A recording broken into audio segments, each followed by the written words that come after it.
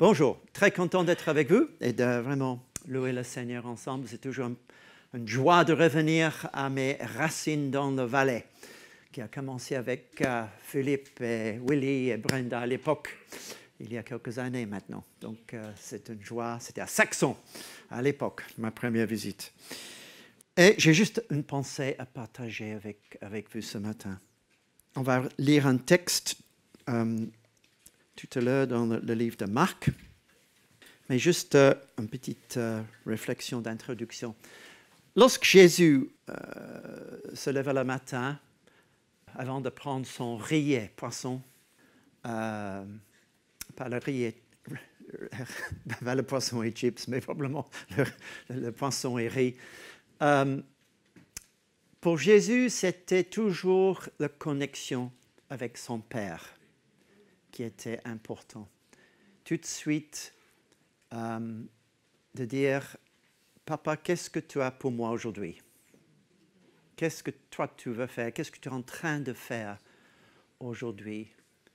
Parce que pour lui, il vivait pour ça, de plaire à son Père céleste. Et c'est cette relation fils-père qui était primordiale. C'était la clé de sa vie, la relation avec son Père. Et il a toujours suivi ce qu'il a vu le Père faire, ce qu'il a entendu le Père faire. Et aussi, il a cherché de voir ce que le Père était en train de faire. Et ça, c'était son but pour la vie. Il ne se levait pas le matin pour dire, voilà, il faut que je prêche un bon message ce matin, ou il faut que je prie bien pour les malades, ou que c'était, Père, qu'est-ce que tu veux faire? Quelle est ta volonté? Et dans tout ce qu'on fait dans la vie, tout est important pour lui. Il est avec nous. Il veut bénir ce qu'on fait. Il n'y a pas une chose qui est plus importante, mais de rester dans sa volonté. Et parfois, avec Jésus, c'était envers une personne. Parfois, c'était devant une foule, des milliers de personnes. Pour lui, ça ne changeait rien. C'était, Père, est-ce que je suis en train d'entrer dans ce que tu fais? Et souvent, lorsque le Père indiquait quelque chose, il donnait à Jésus une révélation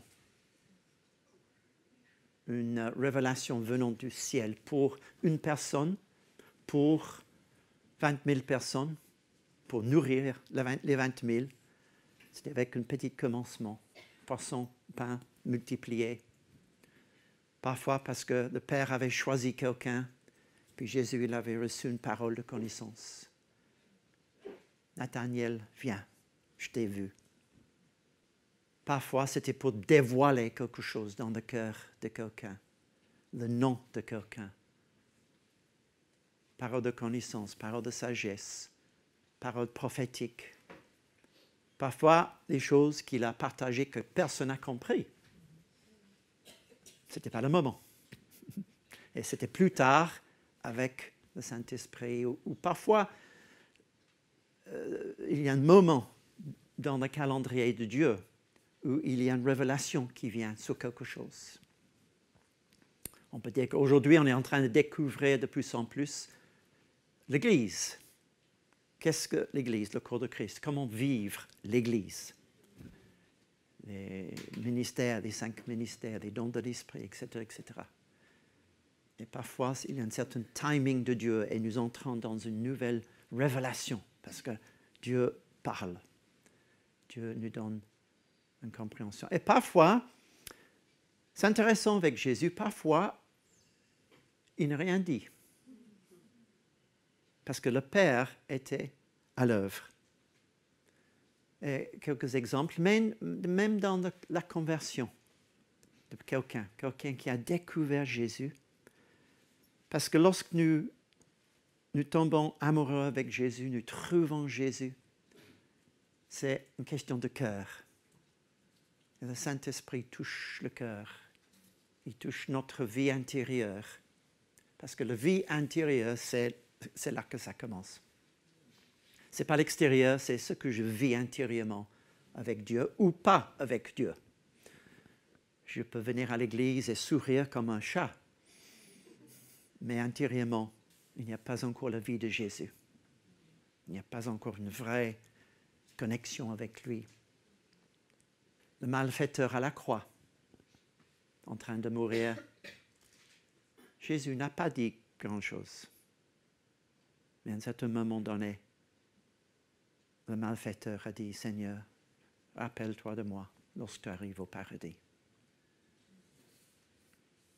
Le centurion qui regardait Jésus mourir sur la croix, il a dit, sûrement, il était le Fils de Dieu. Quelque chose touchait son cœur. Et dans ce moment-là, paf, le royaume de Dieu entre en scène avec puissance. Et devenir chrétien, c'est lorsque le royaume de Dieu touche le cœur. Et tout à coup, quelque chose se passe. C'est un miracle de Dieu. Même chose pour une guérison, un miracle. C'est cette dimension où le ciel, la présence de Dieu touche le cœur, touche l'esprit d'un homme, d'une femme. Et c'est un miracle. Je vois Jésus. Je suis né de nouveau. Malgré toute la connaissance qu'on peut avoir ici, c'est l'esprit, c'est le cœur touché par cette présence de Dieu. Et puis une autre fois, une femme qui vient envers Jésus en pleurant. Et puis elle entre les pieds de Jésus. Jésus n'a pas parlé grand-chose avec elle. Jésus observait cette femme, mais il a parlé avec les pharisiens à côté. Regarde cette femme. Et cette femme qui sanglotait, les larmes qui coulaient sous les pieds de Jésus. Et puis après, il a juste dit 2-3 mots à cette femme, parce qu'elle était en train d'être visitée par la présence de Dieu. Déjà, le Père était à l'œuvre dans son cœur. Et puis, il a laissé la présence de Dieu faire son œuvre dans son cœur. Et après, paf, elle était dans le royaume. Et il y a ces deux royaumes. Et nous, en tant que chrétiens, on a le privilège d'avoir le royaume sur terre. Dieu nous a placés ici. On peut avoir des bonnes vies, des vies abondantes, Jean 10. Mais en même temps, nous vivons dans une autre dimension avec Jésus. On est appelé à adorer Jésus. On est appelé à miroiter son royaume. De commencer à penser selon son royaume. De vivre une autre dimension. De vivre dans une dimension où Dieu veut agir. Et on est dans les jours où Dieu veut agir. Amen. Le monde devient de plus en plus noir, de plus en plus difficile. Il y a la crainte qui domine, la désespérance qui domine. Les gens, ils ne voient pas une solution pour l'avenir. Ils cherchent un homme qui va la faire. Et Dieu veut utiliser de plus en plus son Église. Pas uniquement son Église. Dieu, il est beaucoup plus grand que son Église. Il met les gens en place, même au niveau politique. Parce que lui, il est le chef et le souverain. C'est lui qui aura le dernier mot. Heureusement. Sur ma vie, sur ta vie et sur le monde. Parce que ça lui appartient. C'est son monde. Mais on est sa famille. Et nous représentons le royaume de Dieu sur terre. Et il veut se servir de nous. Quel privilège nous avons. Amen. Il veut se servir de moi dans toutes mes faiblesses. Il veut se servir de toi aussi, comme tu es, avec ton caractère, ta personnalité, exactement comme tu es. Il a une mission pour toi. Lorsque nous commençons à marcher avec Jésus, on peut, petit à petit, nous découvrons que cela ne dépend pas de moi. Parce que dans ma propre force, ma propre capacité, le fruit est minimal. Mais il y a une dimension avec lui Et il veut que je commence à entrer dans cette dimension avec lui, cette relation. Finalement, c'est la relation avec Dieu. Pas jamais s'écarter de ça. Jamais aller plus loin que ça. C'est toujours, on revient à la relation avec lui. Comme Jésus avait la relation avec son Père jusqu'à la fin, jusqu'à la croix, où Jésus disait, est-ce qu'il y a quelque chose autrement que la croix, Père? Mais non, c'était la volonté du Père pour lui d'aller à la croix. Et parfois, la vie n'est pas toujours facile. Mais Seigneur, quelle est ta volonté? Et comme c'était déjà prié ce matin, Dieu connaît mieux que nous. Il sait ce que j'ai besoin pour ma vie, dans ma vie. Il est un bon Dieu. Très important. C'est un Dieu qui est bon. Et dans ce qu'il veut faire dans ma vie et à travers de ma vie, c'est parce qu'il est bon. Et ça serait un ancre dans les fondations de ma vie. Non, Dieu, il est bon. Malgré les choses qui peuvent venir, Dieu est bon. Dieu est fidèle. Dieu est pour moi. Dieu est pour nous, etc., etc. Voilà, avant d'aller trop dans mes réflexions, on va regarder la parole de Dieu. Marc chapitre 4. Marc chapitre 4. Et le verset 35. Et puis on va continuer Marc chapitre 5 et aussi quelques versets. Marc 4, 35 à 41 pour commencer. Ce même jour, le soir, Jésus leur dit, passons sur l'autre bord. Après avoir renvoyé la foule, ils l'amenèrent dans la barque où il se trouvait. Il y avait aussi d'autres barques avec lui. Il se leva un grand tourbillon et les flots se jetaient dans la barque au point qu'elle se remplissait déjà. Et lui, il dormait à la poupe sur le coussin. Ils se réveillèrent et lui dirent, « Maître, ne t'inquiètes-tu pas de ce que nous périssons. S'étant réveillé, il menaça le vent et dit à la mer, « Silence, tais-toi !» Et le vent cessa, et il y eut un grand calme. Puis il leur dit, « Pourquoi avez-vous si peur? Comme on n'avait vu point de foi, ils furent saisis d'une grande crainte, d'une grande frayeur, et ils se dirent les uns aux autres, « Quel est donc celui-ci à qui obéissent même le vent et la mer? » 5, 1 à 3. Ils arrivèrent sur l'autre bord de la mer, dans le pays des Gadaréens. Aussitôt que Jésus fut hors de la barque, il vint au-devant de lui un homme sortant des sépulcres et possédé d'un esprit impur. Cet homme avait sa demeure dans les sépulcres, et personne ne pouvait plus le lier, même avec une chaîne. Versets 14 à 20. Ceux qui le faisaient paître s'enfuirent et répandirent la nouvelle dans les villes et dans les campagnes. Les gens allèrent voir ce qui est arrivé. Ils vinrent auprès de Jésus et ils virent le démoniaque, celui qui avait eu la légion, assise, vêtu et dans son bon sens. Ils furent saisis de frayeur. Ceux qui avaient vu ce qui s'était passé leur racontèrent ce qui est arrivé au démoniaque et au pourceau. Alors ils se mirent à supplier Jésus de quitter leur territoire. Comme il montait dans la barque, celui qui avait été démoniaque lui demanda la permission de rester avec lui.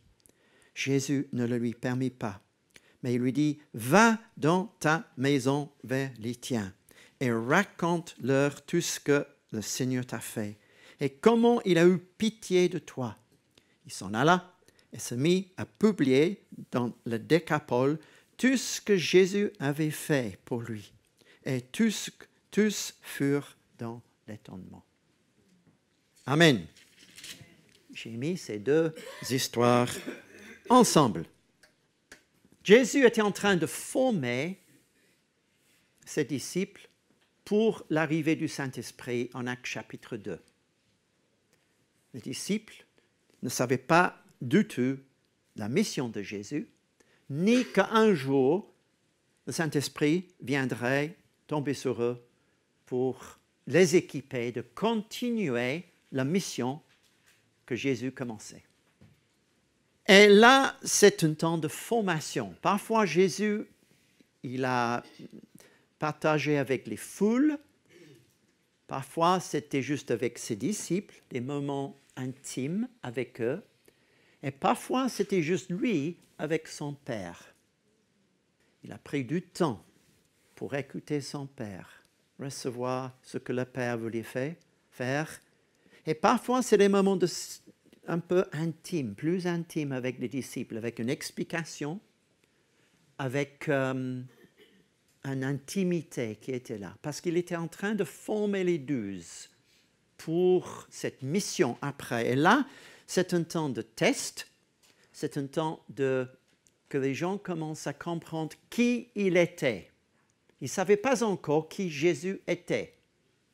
Ils sentaient quelque chose. Ils savaient qu'il est un homme de Dieu, qu'ils avaient vu certains miracles, les prodiges. Ils n'avaient pas compris la mission de Jésus, mais ils étaient attirés, ils suivaient Jésus. Et là, Jésus entre dans la barque. Je suis convaincu que déjà, Jésus avait reçu les ordres ou la direction que le Père voulait donner. Je crois que Jésus savait déjà qu'il y avait un homme possédé de 2000 démons de l'autre côté de rive.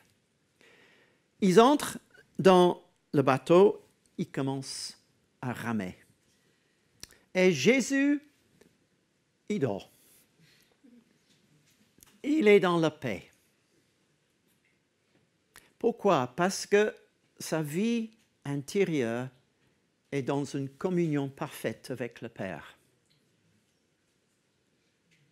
Et dans la barque, on voit deux mondes. On voit le monde dans lequel Jésus habitait, communion avec le Père. Jésus a déjà dit, on va traverser la rive. Donc ça veut dire que c'était prévu qu'ils arrivent de l'autre côté. Et il y a tout à coup, comme dans la vie, une tempête qui arrive, qui commence à bousculer les choses, bousculer leur bateau. Et ensemble, l'esprit qui les domine encore, c'est la crainte. C'est « regarde ça ». Et à fur et à mesure que la tempête continuait, ils étaient de plus en plus convaincus de deux choses. Nous allons mourir, on voit la fin. Donc, ici, l'imagination était plutôt formée par les choses de ce monde. On voit l'évidence, on va mourir. On voit la preuve, regarde les vagues, le bateau. C'était difficile. Ils n'étaient pas encore entraînés et formés de regarder à Jésus.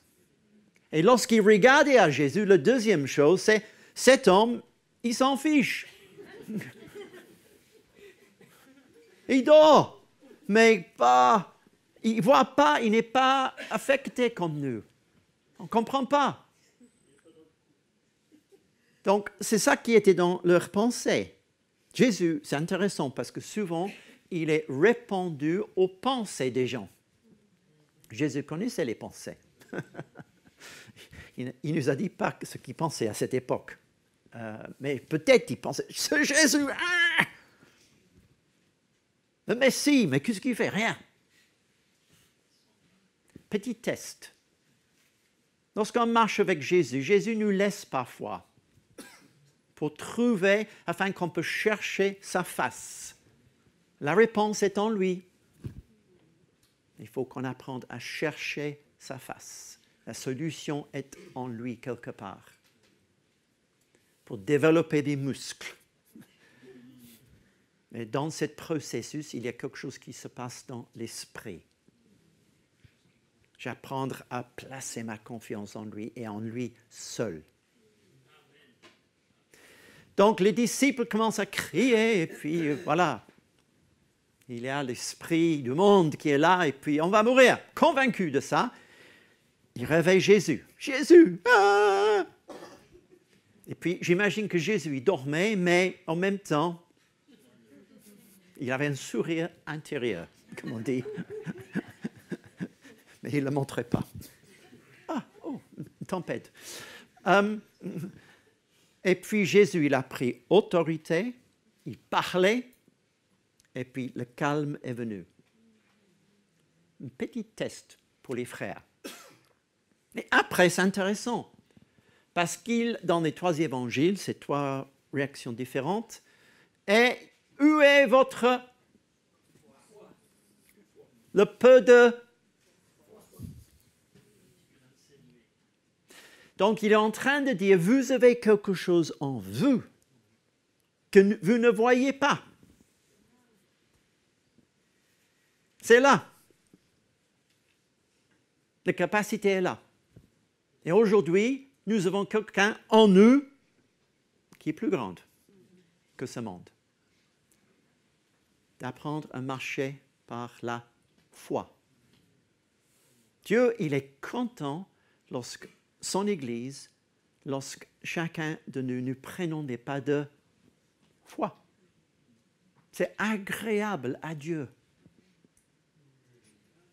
Donc si je veux plaire à Dieu, Seigneur, je veux prendre des pas de foi avec toi.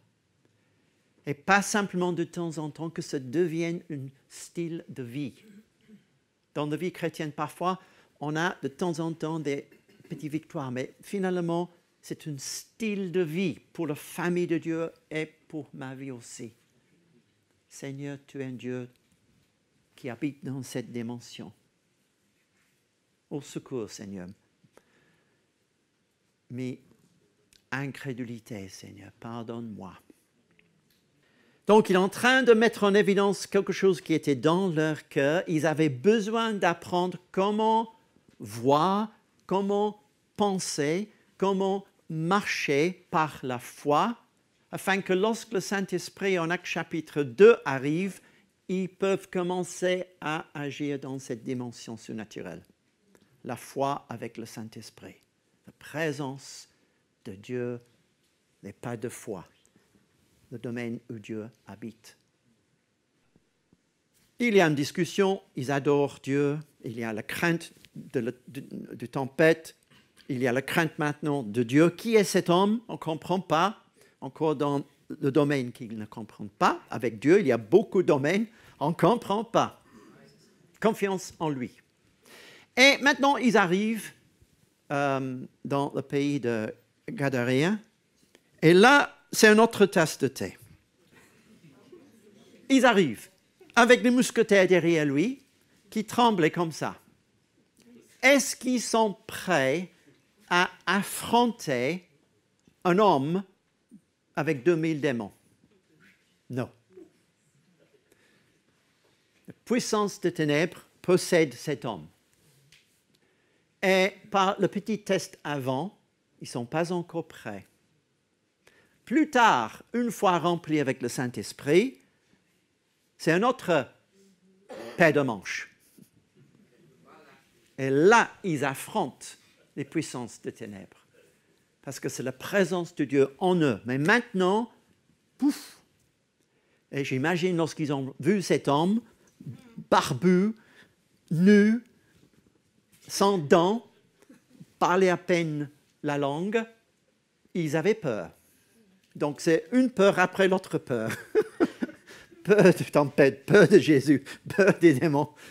Ça, c'est la formation parfois avec Dieu. Et Jésus n'a pas dit « Ah, André, Pierre, vas-y, à vous de faire. » Parce qu'il savait que ce n'était pas encore le moment. Il y a un temps d'observation, d'apprendre. Jésus chasse les démons.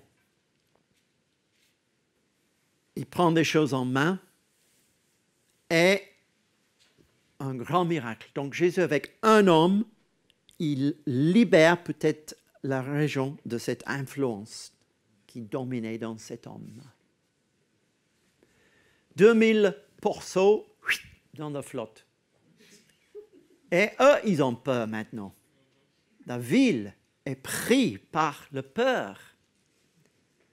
Et ils ont plaidoyé Jésus, s'il vous plaît, quitte cette région, on n'a pas besoin de ça ici.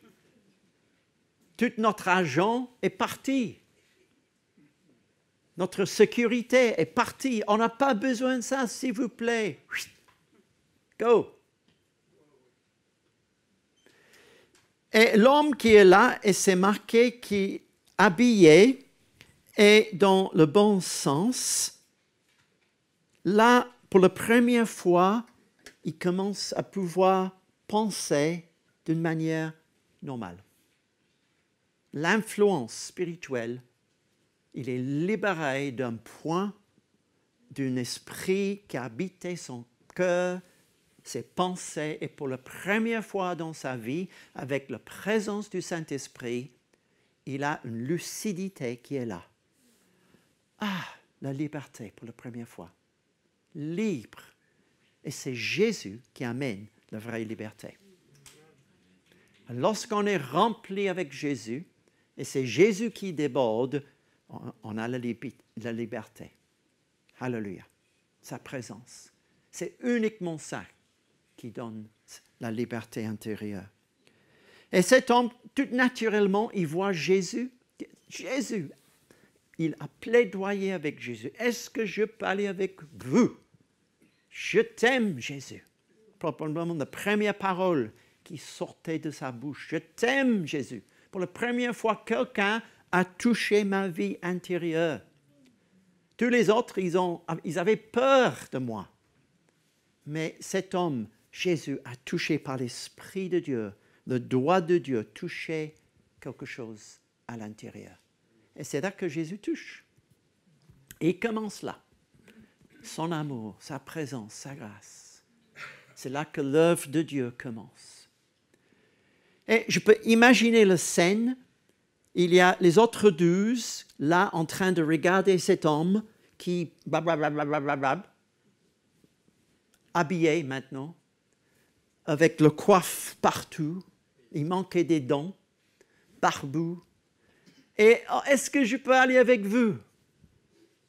Je peux m'imaginer Pierre. Non, Jésus, pas lui. On n'a pas besoin de lui avec les 12. C'est pas... Je peux imaginer ce qui se passait dans les têtes des 12. Lui, non. Et Jésus, il avait déjà reçu du Père combien de disciples? 12, pas 13. Donc, il a reçu du Père. Non, désolé, ce n'est pas la volonté de Dieu pour toi. Pour les autres, oui.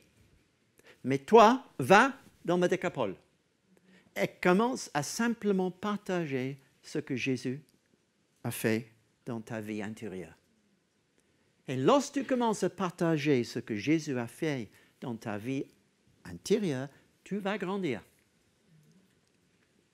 Le fleuve de Dieu commence à couler.